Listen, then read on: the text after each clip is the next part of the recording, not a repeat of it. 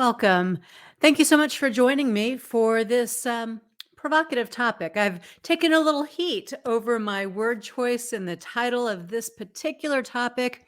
So I'm going to start right there. I'm doubling down. I stand by the phrase coddling employees because it's really what I meant to capture. And I hope as you're tuned in and listening to what I have to say about this, that it will make more sense. Let me give it to you in the short version, though. When I say coddling employees, I'm talking about overly extending support and help in a way that it no longer is truly helpful and supportive, in a way that takes away from opportunities instead of contributing to the well-being of the employee as you originally intended to do. So hopefully that helps you feel a little bit better about it. We'll certainly talk more about it as we proceed here. For those who are new to Bright Talk, thank you for joining. And let me just tell you a couple of things that you may not know. Right below the video here, there's a button.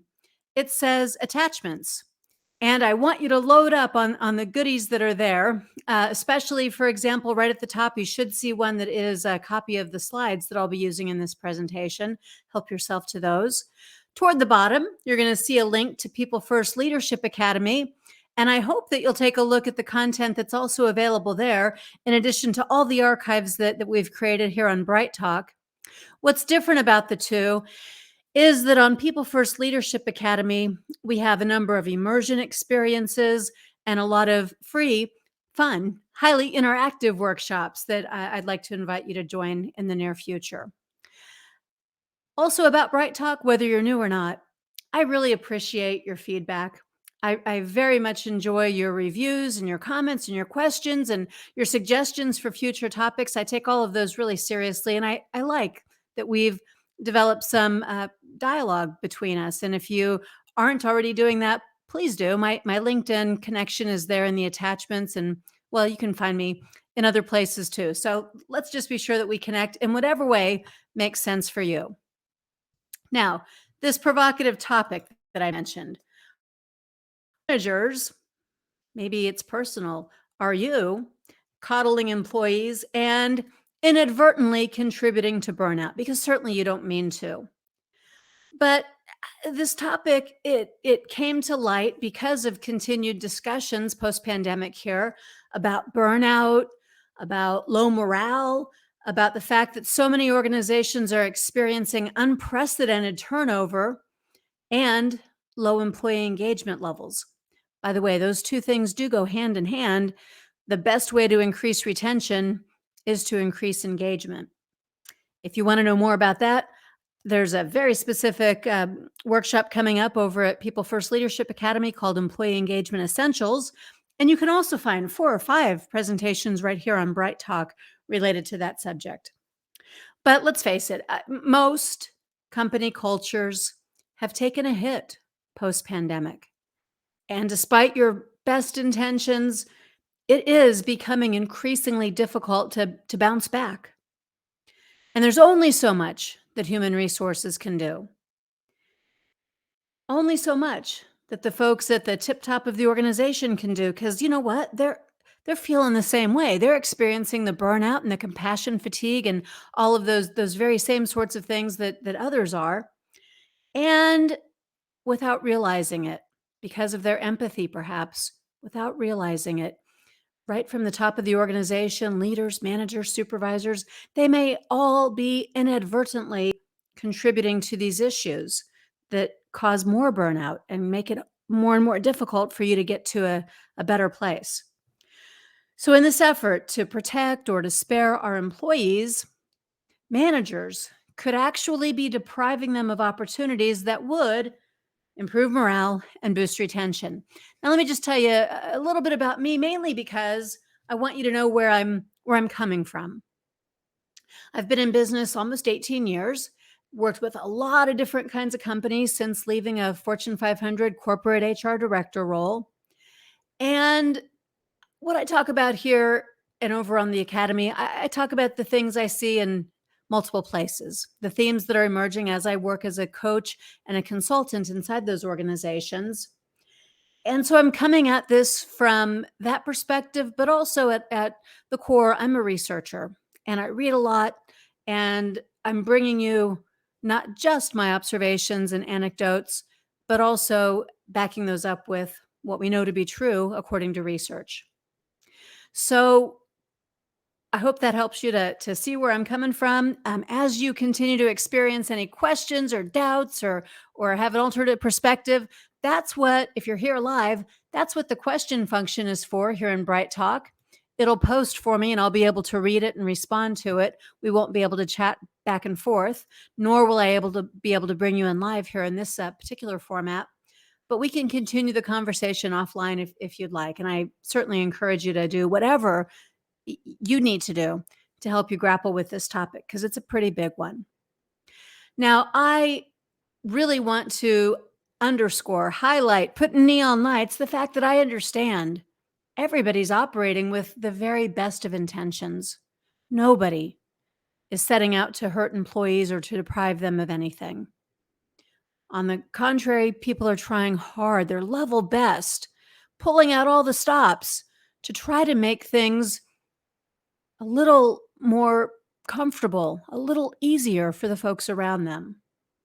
So what happens is, out of that desire to help people, out of that desire to be supportive, because especially if you're short-staffed, every employee is busy. And because you see it, you feel it, it's palpable. You see and feel the stress and the workload increasing, and the burnout. And from a business perspective, you're worried. You know that morale is only going to lead to people leaving, and you can't afford to lose any more people.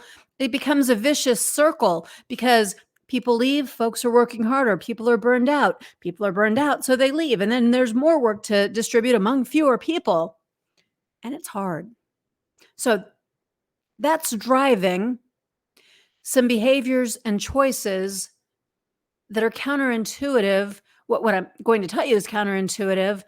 You're picking those short-term immediate fixes without realizing the longer-term implications.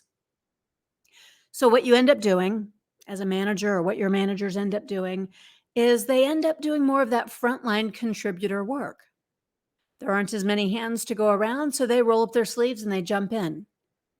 And what they give up, the managers and supervisors, what they give up is the work of managing and supervising. They aren't giving employees feedback. They aren't holding them accountable to agreed upon deliverables and expectations. They aren't coaching them for development. They're not asking about their future career goals. They aren't helping them to be proactive and to problem solve independently. Instead, they're taking work off the plates of all those folks, doing work alongside them, and without realizing it, they're keeping them in a holding pattern where it seems like nothing but the work day after day. We don't have the culture that promotes a sense of belonging. We're not ennobling people by helping them to feel worthy and important in the work they do and in the development and our belief in them. So because we stick them in that holding pattern, it's really, for so many folks, just feels like showing up today to make the widgets today, and it'll be the same tomorrow, and it's an endless repetition of monotonous work. You don't intend it. That's how it plays out from your best intentions. And then on top of all that, there's a misunderstanding. There's a popular school of thought around servant leadership. And Robert Greenleaf, who originally created this whole idea of servant leadership, he had a very specific idea of what it meant to be a servant leader. I'll give you the short version here because, well, there's a whole nother presentation on Bright Talk in the archives on this channel, People First Potential, that'll go deeper into the subject. But suffice it to say, what Robert Greenleaf created, his philosophy and his research and his desire for more people to be servant leaders, it's been badly misconstrued. He did not mean that to be a servant leader, you serve others by doing the work for them, by lightening their load. What he meant very explicitly by servant leader is that the highest order of service to another person is to help them grow, to see the potential within them, and to support the development, the unleashing of that potential. Being a servant leader, for many, is exactly the opposite of what they're doing, even as they profess to be a servant leader. For example, as a manager or supervisor, if you're rolling up your sleeves, jumping in and doing the work that the people who report to you do in an effort to help them and save them and lighten their load, if you're doing that and what you've given up so you have time to do that is the work you would otherwise do to coach and develop and give learning opportunities to them and to set expectations and give feedback and help them see how they can expand their own capacity. If you've made that trade-off, that is not servant leadership. That is almost a surefire recipe for people to hasten their departure from your company. So be careful, be very, very careful that you're not doing that. And especially be careful that you're not doing it in a way that comes across to people as you coddling them. And they may not use that word. I suppose it's maybe a little old-fashioned as a word, but it has a specific meaning. Its meaning is to treat someone tenderly, to baby or to pamper them beyond what's really necessary. Coddling, just like it would be with a toddler or with a significant other, with a friend, it's the same in the workplace. It is, again, well-intended, but it's limiting. It limits the person who you're coddling, and it signals to them that you don't fully believe in their own capabilities, or you don't trust the relationship enough to tell them the truth or to hold them to a higher standard. You're utilizing this extreme tenderness or this indulgence, utilizing that in a way that is supposed to gain favor for you. And in the short term, it might, but in the long term, you're doing such a disservice to this individual or group of people that you're coddling. So how do you know? How do you know if you're coddling employees? Well, this is what you should look for across your organization. Are you so afraid of losing people that you're overlooking poor performance? Are you so worried about people having a little more poor morale that you aren't holding them accountable? You're kind of looking away and putting on some side blinders so that you don't see or don't call out those things that they might be doing. Are you allowing for inappropriate things to be said or done? Indulging lateness or other kinds of behaviors that compromise the work effectiveness and the productivity of the team. When people make demands, like they want to work from home more, or they want certain hours, or they want other sorts of privileges, are you caving in ways that you otherwise would not be because of your fear of losing people or losing popularity or causing low morale? As I said before, it's a pretty important red light, one to pay attention to if you're doing other people's work for them. And even if, right, you're justifying this, even if you feel that you're justifying it because burnout is high, employee count is low, there's a lot of conflict, there's a tremendous amount of change, there are work tasks that nobody really wants to do, and people might complain, and it might get even more negative around here. If you're letting those thoughts swamp your better judgment, what you're really doing is you're walking on eggshells. You're being very tentative and careful and indulgent instead of having those difficult conversations. And I've been exposed to a lot of workplaces over the past year where this is exactly what's happening. So many important workplace conversations just aren't happening every day. In lots of workplaces, conversations that should happen aren't happening because managers are too scared and they're too busy doing the work of frontline employees. And the problem is exacerbated and it's getting worse and worse and worse. And they're frustrated because all of their efforts, all of this work, all of this protection, all of these privileges that they've extended get them absolutely nowhere. And the reason is that coddling employees, I'll say it again, despite your best intentions, coddling employees leads to discontent. You're attempting to reduce drama, but you're actually inviting it because people feel more and more unsettled. They feel less and less safe in their job. They don't feel people like you are believing in them when you're coddling them. They feel minimized or sidelined. Talk to them, ask them. They'll tell you the same thing. When I do employee surveys and work with people in organizations to diagnose what's going on, I hear this over and over again. You're avoiding confrontations, but by avoiding them, you're also fueling them because now you have to deal with accusations of unfairness or the fact that you broke policies for someone yesterday, but you didn't do it a year ago for another person.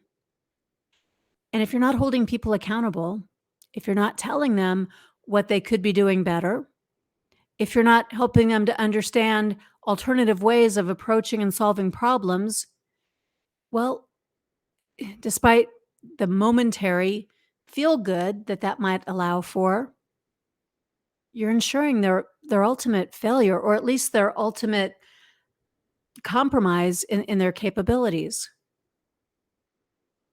Servant leadership, helping people, involves letting them know when there's another way to do things better, letting them know when they're not meeting expectations, helping them to see that they can grow and improve and do better and be more highly esteemed and take pride in their work and have that sense of real belonging and commitment.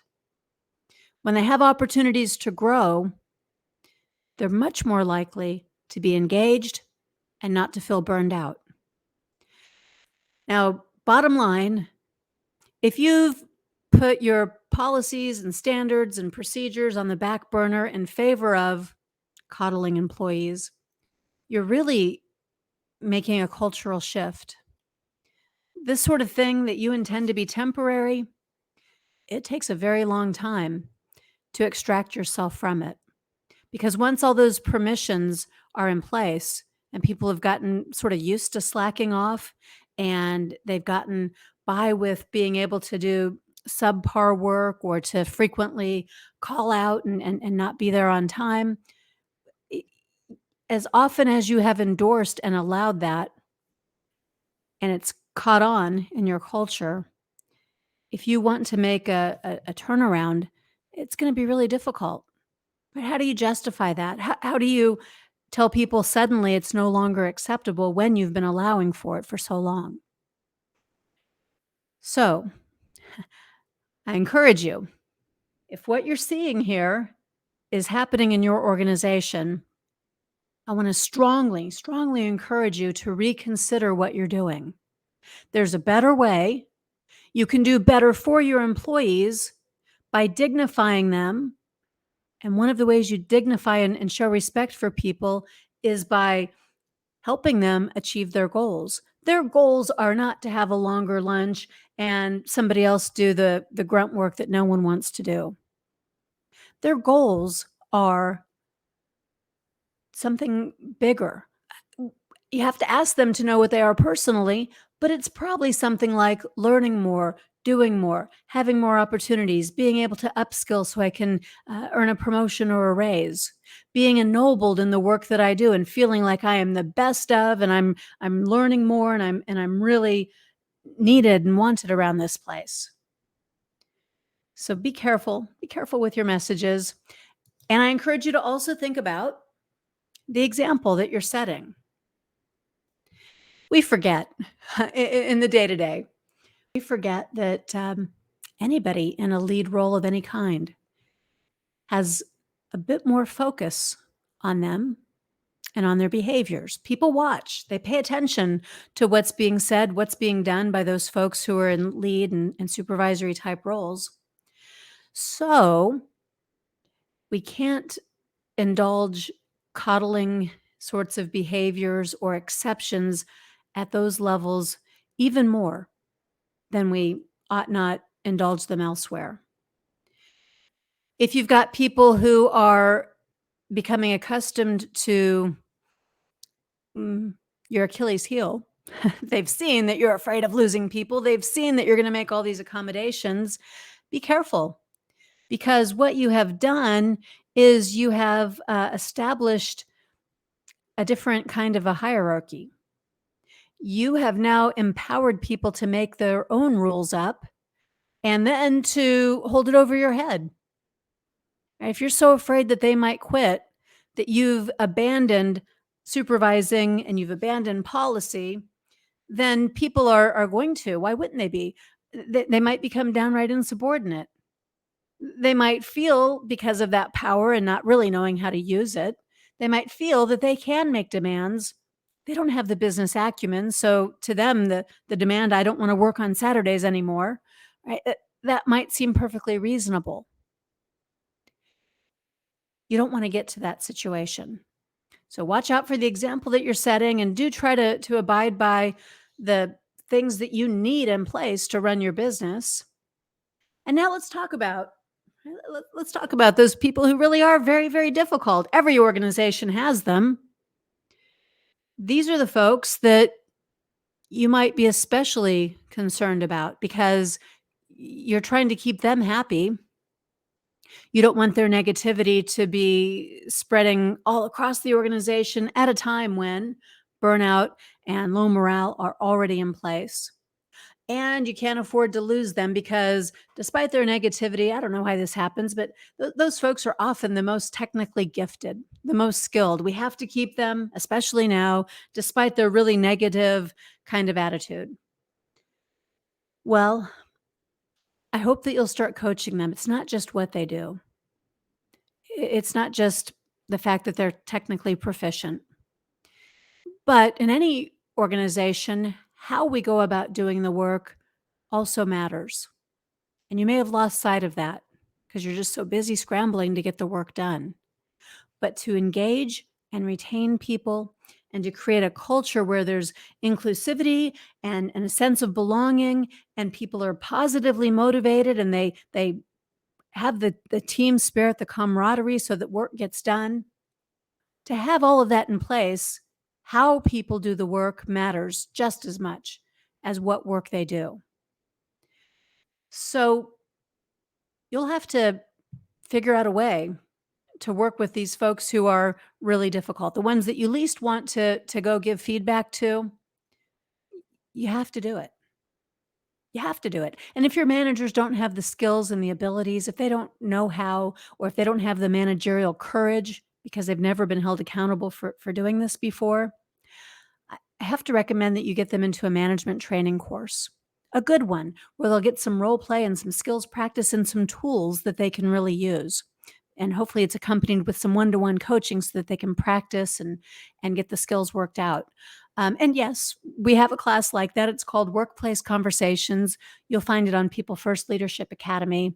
It's available in a variety of formats. So there's really no reason. The price point is low. There's really no reason why you can't do that for the managers who you want to develop and retain so that they can develop and retain others in your organization. Bottom line, if you've got these really difficult people and nobody's giving them feedback, nobody's holding them accountable to how they interact with others and how they represent your organization, they will become the new norm.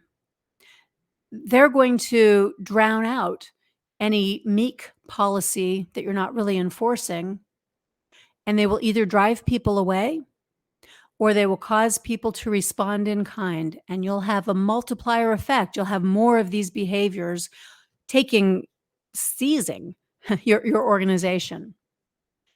And when that happens, those in management and leadership, well, your credibility is shot.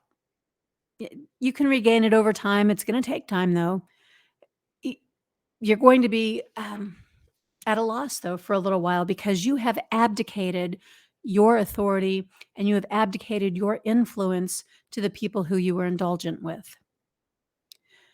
Now, burnout was our root cause issue here. It's what caused you to start coddling people in the first place. So we should probably talk just a moment about burnout, although I have to tell you there are some other workshops on here, 5 fast fixes for burnout, for example. I'm pointing you in a lot of places today because I know if you're dealing with this issue, if you came to a topic called are your managers coddling employees and contributing to burnout? If you came to this particular workshop, you probably have some pretty far reaching, deep needs. So that's why I'm trying to give you a lot of other resources to go to. If it seems like too many, or if you're confused about where to start, please know that I mean this very sincerely. Just email me, hit me up on LinkedIn, call me, let me know, and hopefully I can help you find something that'll get you back on track. Okay, so coddling's not a remedy for burnout. I think we've said that pretty clearly. Burnout, or even the perception of it, it actually increases when employees are coddled. This is a true slippery slope. The more you do, the worse it gets. And it feels unfair. It feels like you have tried everything imaginable. You're frustrated. And more of the same is not going to change it. So, what you're going to need to do instead is you're going to find ways to give people more meaningful, deeper connections to the organization and to the work they do. You do that by making sure that people feel enabled. That means they have the tools to do the job you're asking them to do. It means they have training to do that work so that they aren't just left to flounder and figure it out on their own. It means they have resources. And if you're short on time and money and budget and resources, it is difficult to enable people. But you have to find ways. And your time as a manager is much better spent enabling people, finding ways to give them the tools and the resources to do their own job. Much better spent that way than doing the work for them. Even as you're enabling, be sure that you're also ennobling. That word, by the way, it's not used all that often, but it's a real word.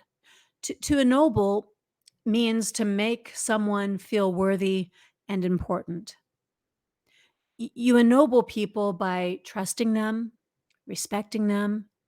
You ennoble them by taking the time to give them feedback so they don't continue to make mistakes that harm their reputation or cause others to doubt them. You ennoble people by showing them you value them. You value them, so you entrust the work to them. You value them, so you give them that feedback. You value them, so you give them even stretch assignments so that they can continually grow and develop. And when you enable and ennoble people, you'll have higher levels of employee engagement. It's the formula. Engagement, it's more than what you see on a survey. Employee engagement, it means that people are emotionally connected to the work they do, to the organization. And because of that emotional connection, they apply additional discretionary effort to the work they do. And that is true. That is the cause and effect. Emotional connection leads to additional discretionary effort. That is true even when there's a lot of pressure, even when you're short staffed and there are fewer people to do just as much work, if not more. People in high pressure situations where there's a tremendous amount of work to be done, they can still be highly engaged. In fact, a lot of times, those are the very situations in which people reach deeper, they dig deep, and that's where they have the greatest emotional connection and commitment.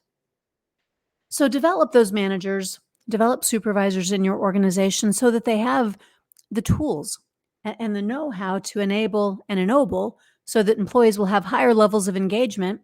By the way, when you have higher engagement, we know from reams of research that engagement, emotional connection, leads to higher levels of retention. And then the additional discretionary effort produces higher levels of productivity. Those two things together create higher levels of customer satisfaction. No surprise, the next thing that happens is that revenue goes up, expenses go down, you have a better profit margin. And it's all about employee engagement. Let me give you some practical thoughts here. There's a lot going on. Don't forget, you can take the slides. They are in the attachments for you, a PDF of the slides. These are real situations. And what you see in the middle are responses that I'm calling coddling. But in organizations where people truly care about the workforce, where they're really thinking about employee well-being, as well as thinking about the needs of the organization, well, that solution is a little different over in the right-hand column. So you look at these across the rows. Top one, the situation is that the employee is struggling to get to work on time due to daycare and traffic issues. A response comes naturally, might seem like a good idea, but it's coddling. A response might be to encourage others to overlook that lateness and compassionately cover for their team member. Short term, but resentment's going to set in at some point, and you're conditioning this employee to get this free pass. So perhaps a better response, one that's truly caring about all the people in the organization, would be to talk with the employee, to consider some schedule change or reduced hours that still meet the needs of the business as well as the employee, and then to hold that employee accountable to whatever the scheduled shift ends up being. See, we have agreements. In work, we have employer-employee agreements, and one of the most fundamental agreements is you have a work shift. You have times when you have committed to being at work. People are counting on you. You said you'd be here 8 to 4. Well, that doesn't mean 8:30 to 3:55. It's a contract, and it's the most fundamental basic contract that sets the stage for the relationship, and in those senior levels creates the example. It's pretty hard for a manager who doesn't abide by his or her own work schedule to expect others to be accountable for theirs. Let me take a couple more of these. Let's jump down to the middle one. Situation, you're short-staffed. So you're short-staffed and employees are saying their work days are stressful because there aren't as many people doing the same amount of work. Coddling, we talked about this, is to extend your own schedule. Now you're working 10-hour days, and that helps you to cover the open position, plus try to keep up with your own job. A better approach before you go to that solution, much better to first assess the workload, distribute it evenly, figure out if there are some things that you could have no one do. In most jobs, there are some things that are optional and we don't absolutely have to do them. But to spread that workload, distribute that workload evenly, and let people know you understand. You're asking everyone to take on a little bit more. You appreciate that. You're doing your own job, developing them, helping them grow, continuing to support them. You might just be surprised at how their capacity expands. And from the learning and from the shared hardship, frankly, people thrive. They unify. They're energized. They chip in. It can't go on forever. But for a season, you might just be surprised at how much people really can see and do their work differently. How about that last one? The employee just doesn't like talking with unhappy customers. And this employee is very quick to transfer those even minor complaints to you. So you go ahead, you take those transferred calls, you let the employee focus on the work that they prefer to do. And what that means, here again, you're doing somebody else's job instead of your own. Better to provide the training and some role plays and some encouragement to get that employee comfortable so that the employee can do all the parts of his or her own job. Here are the skills. If you want to move managers away from coddling employees, here are the kinds of skills they need, the kinds of skills that they ought to have. Managers need insight into the big picture. They need to know the ripple effect when they make exceptions for one individual. So get them to a place where they're developing business acumen. When they make decisions, they're thinking bigger picture.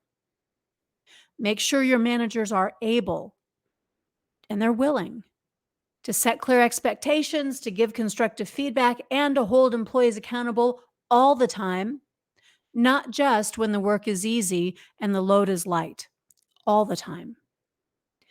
And help your managers to develop competence in coaching. Coaching, not managing, not mentoring. Coaching is its own discipline. But that way, they can create some higher levels of independence. They'll be promoting self discovery. They'll be helping employees see the benefits of rising to those expectations and challenges. They'll be facilitating some goal setting with employees. And as you know, when people set their own goals, they're more committed and they're more energized and they're much more likely to work hard to reach those goals. So, coaching is what yields all of that. Be sure your managers also understand what it takes to engage employees. And this is good news. There are 30 very specific behaviors that are proven to ignite employee engagement. So at a minimum, make sure your managers know what those behaviors are and make sure that they're turning up the frequency of those behaviors. And if you want to know more about that, that's a course called the Leadership Challenge. We do a free introduction to that course over on the Leadership Academy. And for those listening live, that course is coming just in a couple weeks. So be sure and sign up for that one. It's free. Okay, and be sure that managers know and are willing to part ways with employees who aren't willing to do their job, the job they were hired to do. And I want to encourage you to not rule out the option of terminating employees when you're short-staffed. Here's what I see all over the place happening. Right? We're short-staffed. We don't want to lose anybody. We're going to do whatever it takes to keep every employee, even the ones who are toxic in our culture and environment. So you're doing everything you can, extra coddling, to keep those employees, even the ones who don't pull their fair share, who are really negative. And now what happens is other people quit. The ones that you wanted to keep, they're more and more and more unhappy. It's partly driven by your allowances and toleration of what the toxic employee is doing. And before you know it, what you're left with are a whole bunch of employees you never would have kept in the first place and not the ones that you really would have preferred. So be careful. I told you at the beginning that I got a little bit of pushback about this topic, coddling employees. And so I just want to tell you one question that was asked for me. I slipped in this next slide just to answer this question. What came to me was, wow, you're saying don't coddle employees. That doesn't sound like a very people first approach. Now, the channel you're listening to right now is People First Potential. The Leadership Academy I've referenced is People First Leadership Academy. And the name of my business for almost 18 years now is People First Productivity Solutions. So I think I should clarify. There's a very big difference between putting people first and putting a person first. People first by design is plural. But these employees who are making demands and asking for exceptions and refusing to do their work, the ones who are expecting to be coddled, that's not them operating with a people first mindset. That's a person first. In fact, it's a me first kind of a mindset. People first takes into account the needs of the entire organization, the customers, the team members who want to contribute, the ones who are on board and focused and committed to the organization, the ones that you really need to keep in your organization. So I strongly suggest to you that you think about the bigger picture and putting people, that's all people, first. And the ones who are unwilling to abide by that, the ones who have the singular me first focus and you can't move them past that, be extra sure you're not coddling those folks, because it is devastating to a business that habitually does that and then one day finds out all the consequences have put them in a really extreme deficit position. You don't want to be there. So I'm Deb Calvert, and this is the Leadership Academy. As I said, the stuff over there is free, so go take it. There's a course catalog for you.